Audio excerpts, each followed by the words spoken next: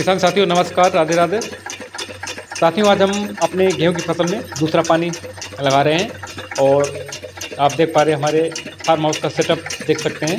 Tubewell का इस प्रकार है, इसमें कई सारे ड्रम रखे हुए हैं और क्योंकि हमने सेक्शन इसलिए इसमें बांधा हुआ है किसान साथियों, क्योंकि हम पानी फ्लड इरीगेशन से सीधा नहीं ले जा सकते, क्योंकि हमें जहाँ से पानी होके जाएगा उसमें मूंगफली की बिजाई करनी है। इसलिए मूंगफली की जुताई का समय आ गया है और इसलिए हमने इसमें सेक्शन बांध के गेहूं तक पानी को ले जा रहे हैं। ये आप देख पा रहे हैं हमारा कल्चर का ड्रम है। पहले इस ड्रम में भरा हुआ था तो हमने इसको कल्चर भर के जहाँ पर पानी का निकास है वहाँ पर ड्रम रख दिया है, जिससे कल्चर पूरे खेत में पानी के बहाव के साथ आसानी से पहुँच जाए। ये आप देख पा रहे हैं, ये हमारा मूँगफली के लिए खेत छुड़ा हुआ है, इसलिए हमने इसको हम भर के पहले पानी ले जाते थे दूसरे खेत में। तो आप देख पा रहे हैं हमारे फार्म हाउस के आसपास छोटे छोटे गेंदा के पौधे खड़े हुए हैं। ये देसी गेंदा है किसान साथियों।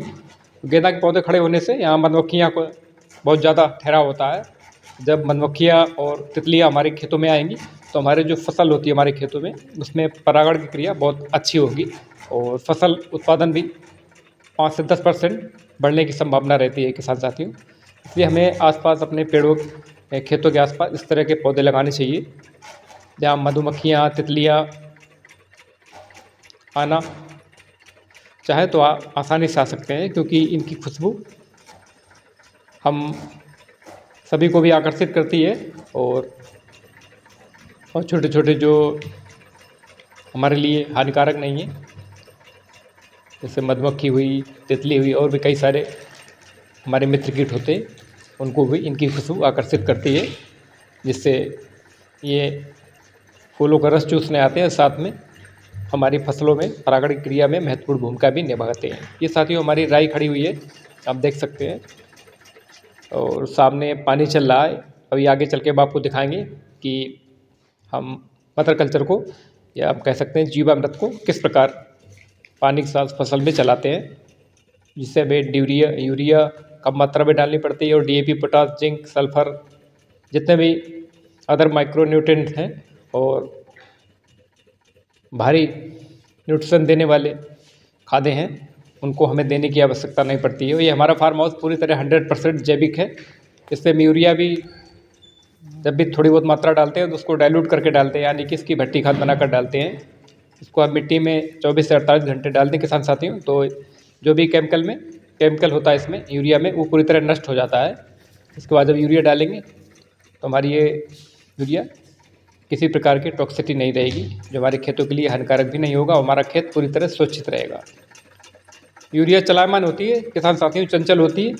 हमें हमारे फसलों की जितनी ज़रूरत होती है उतनी हमारी फसल ग्रहण कर लेती है, उसके बाद ये लीच होकर ज़मीन में चली जाती है। जब पानी भरा होता है और जैसे खेत सूखता है तो ये बाष्पीकरण होकर वायुमंडल में यूरिया उड़ जाती है, तो हमारे खेतों में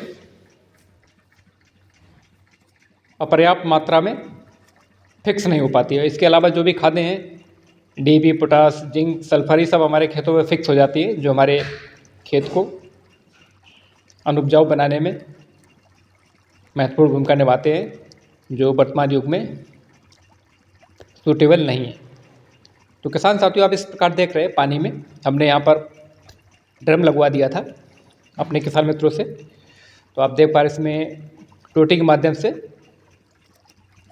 लगातार कल्चर पानी के साथ में जा रहा मिक्स होके, और ये पूरी फसल में फैल जाएगा। इससे हमारे खेतों में जो भी DAP, पोटास, जिंक, सल्फर पड़ा होगा अनसोलेबल फॉर्म में, उसको सोलेबल फॉर्म में, यानी कि अघुलनशील में जो हमारी खाद पड़ी हुई है हमारी मिट्टी में, उसको घुलनशील बना के पौधों को उपलब्ध कराने का काम करेगा। और इसमें हमने माइक्रोराइजा भी डाला हुआ था। इसके पहले हमने माइक्रोराइजा लिक्विड फॉर्म में चलाया था पानी के साथ में। माइक्रोराइजा क्या काम करता है किसान साथियों? सफ़ेद जड़ों का विकास करता है, जिससे हमारी जो फसल होती है बहुत ही शानदार उसकी ग्रोथ होती है और ट्रेलिंग भी बहुत अच्छी होती है। आप देख पा रहे हैं बगल में हमारे रासायनिक गेहूँ खड़ा हुआ है और हमारा गेहूँ पूरी तरह जैविक है। आप देख पा रहे हैं किसी प्रकार का कोई अंतर नहीं है, फसल शानदार है और रासायनिक फसल को बराबर हमारी फसल खड़ी हुई है। तो किसान साथियों थोड़ा बहुत समय लग सकता है, लेकिन आप संतुलित खाद का प्रयोग करके जैविक खेती बहुत ही आसानी से कर सकते हैं और इसकी बहुत ही आसान तरीके से इसकी शुरुआत कर सकते हैं। शुरुआत करना कोई कठिन काम नहीं है, लेकिन जैविक खेती करने के लिए हमें थोड़ी ज़्यादा मेहनत करनी पड़ती है शुरुआती दौर में। इसके बाद हमें कोई भी मेहनत नहीं करनी पड़ती है। अब जब आप 1-2 साल कर लेंगे तब केवल आप कल्चर ही चला देंगे पानी में और खेती आपकी बैक्टीरिया के माध्यम से ही होने लगेगी। क्योंकि